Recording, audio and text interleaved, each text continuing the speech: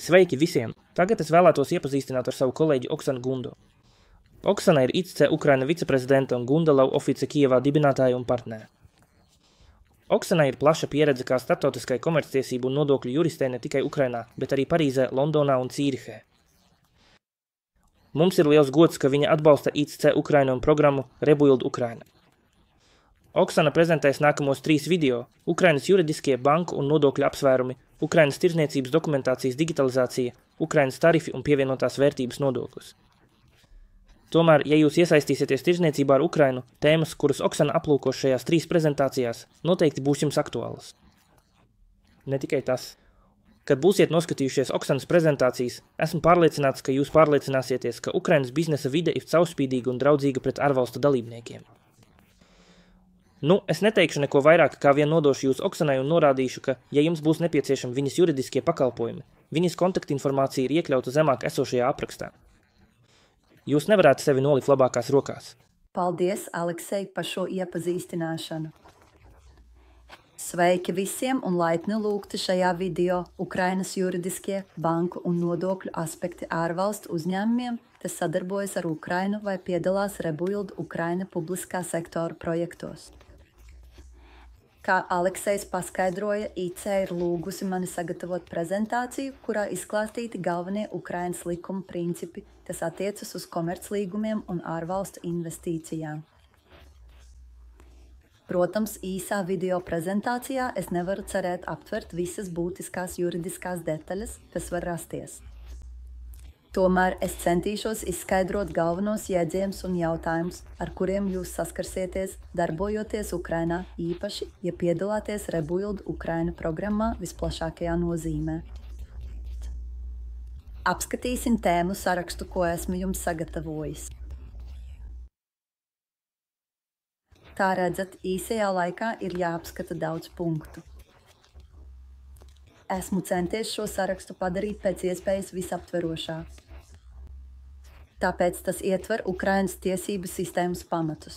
Kādi pamatjēdzieni ir Ukrainas tiesību, Ukrainas līguma tiesību un tirzniecības dokumentācijas digitalizācijas pamatā. Juridiskā aizsardzība komerclīgumiem, kā var panākt komerclīgumu izpildi. Juridiskā aizsardzība, kas pastāv ārvalstu investīcijām, kāda aizsardzība ir intelektuālā īpašuma tiesībām. Kā tiek risināti komerciālie strīdi. Kā ārzemnieki var dibināt uzņēmumu Ukrainā. Kā atvērt bankas kontu. Kādi valūtas kontrols mehānismi pastāv. Galvenie nodokļi, kas attiecas uz uzņēmēju darbību, īpaši izceļot nodokļu atvieglojumus, kas paredzēti industriālajiem parkiem. Visbeidzot, daži secinājumi. Pēc šīs un nākamo 2 prezentāciju noskatīšanās jums vajadzētu just, ka tiesību sistēma. Ukrainas tiesību sistēmas pamats. Es domāju, ka labs sākuma punkts būtu izskaidrot mūsdienu Ukrainas tiesību sistēmas pamatus. Līdz pat 1991. Gadam Ukrainas tiesību sistēma bija neatņemama daļa no plašās Padomju Savienības tiesību sistēmas, kas balstījās uz sociālistiskā modeļa principiem. Breaktime 0,5 SS. Šī vēsturiskā saikne ir būtisks faktors, lai pilnībā izprastu pašreizējo Ukrainas tiesību sistēmas attīstību un tās unikālās iezīmes. Pēc Ukrainas neatkarības iegūšanas tā pārgāja uz kontinentālo tiesību sistēmu, iekļaujot nepieciešamos elementus tirgus ekonomikai un demokrātiskiem principiem. Ukrainas tiesību sistēma tagad balstās uz kontinentālo romāņu ģermāņu tiesību principiem. Ukrainas tiesību sistēmas pamatprincips ir tiesiskuma princips. Tas nozīmē, ka likums ir pārāks par jebkurām valsts iestāžu vai amatpersonu darbībām. Ratificētie starptautiskie līgumi, piemēram, Eiropas cilvēktiesību konvencija, ir pārāki par nacionālajiem likumiem, taču ir pakļauti konstitūcijai. Tiesu vara ir galvenais neatkarīgais tiesību sistēmas elements, kas nodrošina tiesību aizsardzību un tiesiskuma ievērošanu. Tiesību sistēma joprojām attīstās īpaši saistībā ar Eiropas integrāciju, tiesību aktu saskaņošanu ar ES normām un digitalizāciju. Tas ietver digitālos darījumus un e-tiesiskumu ieviešanu, lai atvieglotu piekļuvi tiesībām. Retais korupcijas sistēma veido atsevišķu tiesisko regulējumu. Šī cīņa pret korupciju bija viens no galvenajiem virzītājspēkiem Prozoro, Ukrainas publisko iepirkumu platformas izveidē. Protams, jāņem vērā kara stāvokļa ietekme. Pagaidu likumi un dekrēti, piemēram, par mobilizāciju un nacionalizāciju drošības sektorā ir prioritāri. Tie ir galvenie mūsdienu Ukrainas komerctiesību balsti. Tagad es apskatīšu dažus no galvenajiem apsvērumiem, kas ietekmē Ukrainas līguma tiesības. Ukrainas civillikums, kas pieņemts 2004. gadā, regulē Ukrainas līgumu tiesības.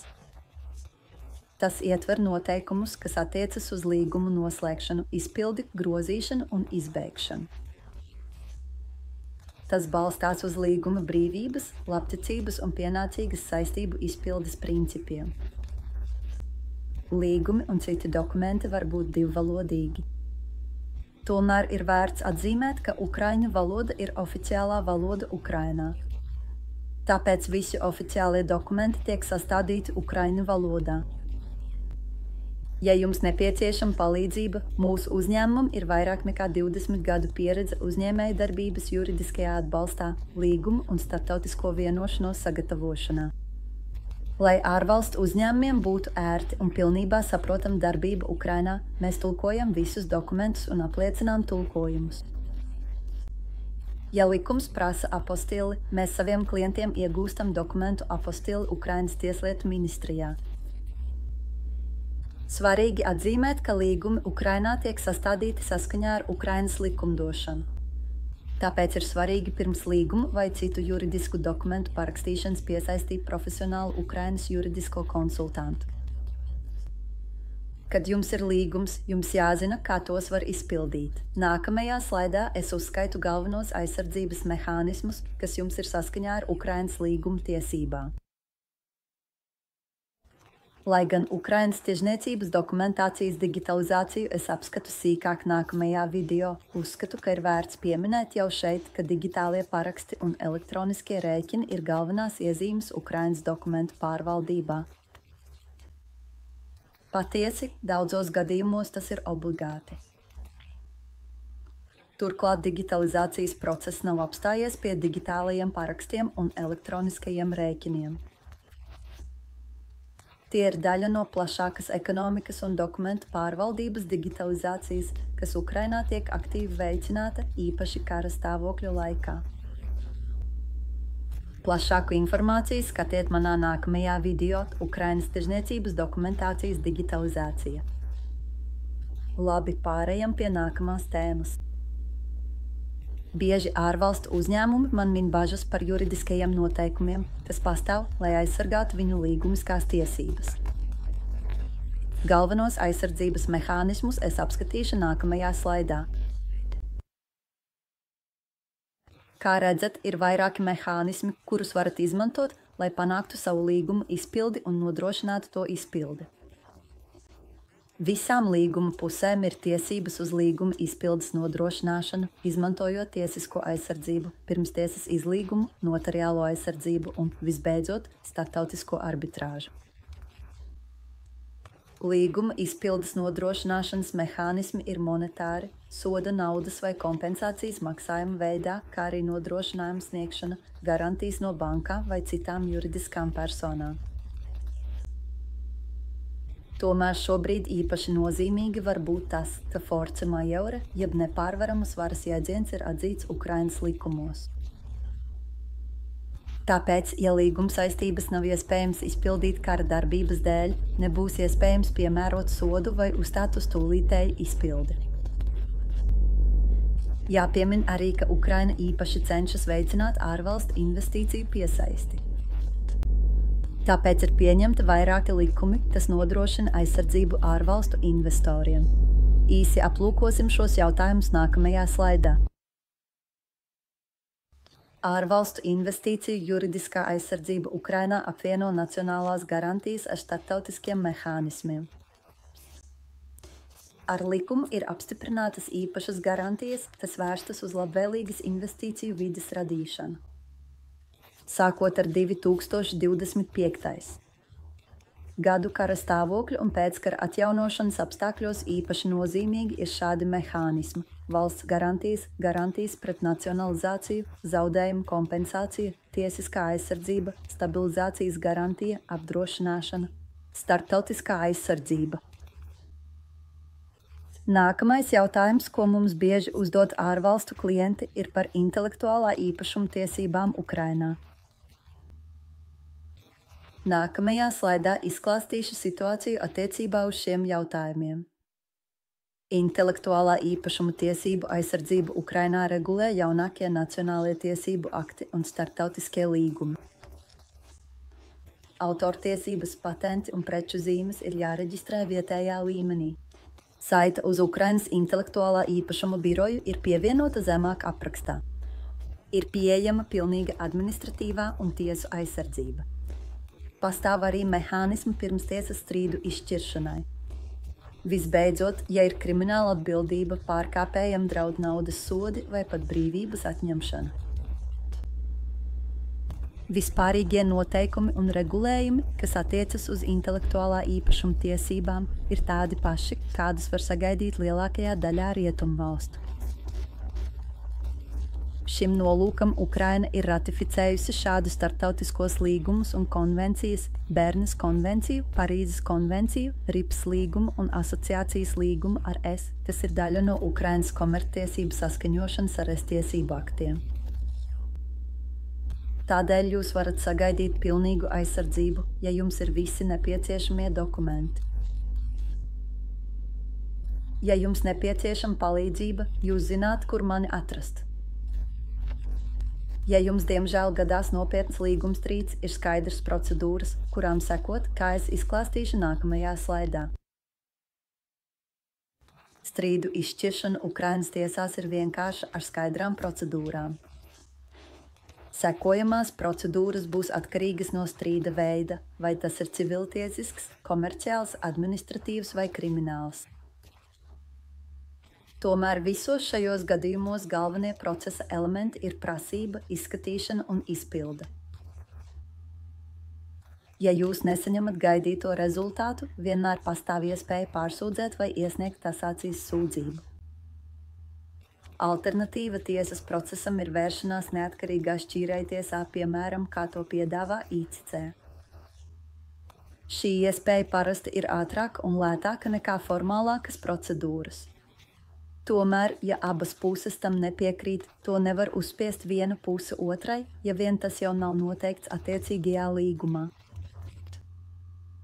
Lai nu kā, domāsim par pozitīvākām lietām. Jūs redzat sava biznesa potenciālu Ukrainā un jums ir nepieciešams izveidot vietējo biroju. Apskatīsim, kādas ir jūsu galvenās iespējas nākamajā slaidā. Jūs iespējams apsverat Ukrainas pārstāvniecības izveidi. Ja tā, jums ir pieejamas divas galvenās iespējas – meitas uzņēmuma vai pārstāvniecības biroja izveide. Ukrainā ārzemnieki var viegli dibināt privātus uzņēmumus. Pamatprasības uzņēmumu dibināšanai nav apgrūtinošas. Var būt viens vai vairāki dibinātāji. Dibinātāji var būt gan fiziskas, gan juridiskas personas no ārvalstīm. Nav noteiktas minimālās prasības uzņēmuma pamatkapitāla apmēram. Uzņēmuma vadītājs ir fiziska persona, kas var būt viens no dibinātājiem, dibinātāja uzņēmuma pārstāvis vai vietējais direktors. Nav prasību attiecībā uz darbinieku skaitu. Dažiem darbības veidiem ir nepieciešamas papildu valsts licences, taču to nav daudz. Alternatīvi, jums var būt nepieciešams tikai pārstāvniecības birojs. Ja uzskatāt, ka jums varētu būt nepieciešama fiziska klātbūtne Ukrainā, es ar prieku apspriedīšu jūsu prasības un ieteikšu optimālāko struktūru, kas apmierinās jūsu vajadzības. Protams, ja jūs veicat ieguldījumus Ukrainā, būtu dabiski apsvērt personāla izvietošanu šeit. Nākamais slaids ir veltīts šai iespējai. Pirmkārt, ārvalstu pilsoņiem ir tiesības strādāt Ukrainā. Ja jums ir jāatrodas šeit vai ja jums ir nepieciešams izvietot kādu no saviem darbiniekiem Ukrainā, tā nav problēma. Ārzemnieki var būt arī uzņēmuma direktors vai nevalstiskas organizācijas vai labdarības organizācijas vadītājs. Šiem nolūkiem valsts piešķirs atbilstošu darba atļauju ārzemniekiem. Labi. Kādā brīdī, ja vēlaties aktīvi darboties Ukrainas tirgū, jums būs jāatver bankas konts, jāiegādājas apdrošināšanas polises un jāņem vērā visi valūtas kontrolas noteikumi, kas var ietekmēt jūsu uzņēmēju darbību. Apskatīsim tos nākamajā slaidā. Runājot par banku un apdrošināšanas pakalpojumiem, par to nav jāuztraucas. Ukrainā jūs atradīsiet pilnu pakalpojumu klāstu, kas apmierinās visas jūsu vajadzības. Šeit ir laba izvēle banku un apdrošināšanas kompāniju, un bankas kontus ar elektronisku piekļuvi ir viegli atvērt. Pieejami arī tūlītēji tiešsaistes maksājumu pakalpojumi. Attiecībā uz valūtas kontroli, saskaņošana ar ES direktīvām valūtas jomā ir veicinājusi tirgus liberalizāciju. Tomēr pēc Krievijas iebrukuma valūtas kontrole tika būtiski pastiprināta. Tagad šie stingrie valūtas kontroles ierobežojumi ir atviegloti. Piemēram, pašlaik ir iespējams izmaksāt dividendes uz ārzemēm līdz 1 miljonam eiro mēnesī. Tāpat jebkādus ārvalstu maksājumus importa sekšanai, kas atbalsta programmu Atjaunot Ukrainu, var veikt brīvi. Tomēr joprojām pastāv daži ārvalstu valūtas kontrolas aspekti, ar kuriem jums var nākties rēķināties. Piemēram, joprojām ir spēkā aizliegumi spekulatīviem darījumiem un kapitāla aizplūdei. Tagad pievērsīsimies visiem vismazāk iecienītajai tēmai – nodokļiem. Taču Ukrainā ir arī patīkami pārsteigumi. Kā redzat, salīdzinot ar daudzām rietumu valstīm, Ukrainas nodokļu likmes ir salīdzinoši zemas. Iedzīvotāju ienākuma nodoklis ir 18%. Šī likme ir palielināta par 5%, lai sektu pašreizējo militāro situāciju. Standarta pievienotās vērtības nodokļa likme ir 20%. Pamatlikme uzņēmumu ienākuma nodoklim ir 18%. Sociālās apdrošināšanas iemaksas, ko veic darba devēji, ir 22% no darbinieku algas. Ir arī vietējie nodokļi, piemēram, īpašuma, zemes un turisma nodokļi. Šīs likmes nosaka vietējā pašvaldība, kurā jūs esat deklarēts kā iedzīvotājs. Ir arī daudz nodokļu atvieglojumu, samazinājumu un atbrīvojumu. Lai pilnībā izprastu jūsu konkrēto nodokļu režīmu, būtu nepieciešams apspriest jūsu nodokļu situāciju ar nodokļu konsultantu. Es sniedzu arī vairāk informācijas par tarifiem un pievienotās vērtības nodokli savā 3. prezentācijā Ukrainas nodokļi un tarifi. Tāpēc, ja tas jūs varētu ietekmēt, noteikti noskatieties šo video. Runājot par iespējamiem nodokļu atvieglojumiem, es esmu pievienojis šādu papildu slaidu par nodokļu atvieglojumiem, kas pieejami industriālajiem parkiem programmas Atjaunot Ukrainu ietveros. Industriālais parks ir noteikta teritorija, kuras ietvaros industriālā parka dalībnieki var veikt saimniecisko darbību dažādās jomās, piemēram, ražošanā, rūpniecisko un vai sadzīves atkritumu pārstrādē, alternatīvajā enerģijā, enerģijas uzglabāšanā, kā arī zinātniskajā un tehniskajā darbībā un informācijas un elektronisko sakaru jomā.